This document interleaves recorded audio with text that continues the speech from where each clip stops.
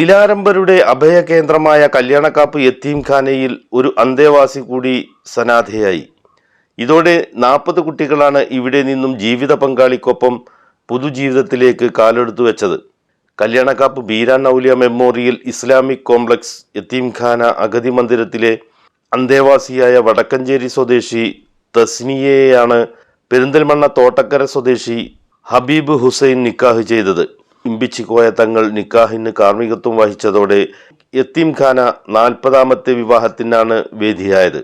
KC Abubakar Darimi ചടങ്ങുകൾക്ക് നേതൃത്വം നൽകി. Beeran Auliya memorial charitable trust chairman Fakhruddin Ambamkunnu, principal Ibrahim Anwari, Shakir Faizy, Yusuf Ansar Faizy, Moideen Darimi Vadakkanchery, Habibullah എന്നിവർ ചടങ്ങിൽ സംബന്ധിച്ചു. വേദിയിൽ ദഫിന്റെ ഈരടികൾ വിവാഹത്തിനെത്തിയവർക്ക് വേറിട്ട അനുഭവമായി. തുടർന്ന് വിവാഹ സൽക്കാരവും ഉണ്ടായിരുന്നു.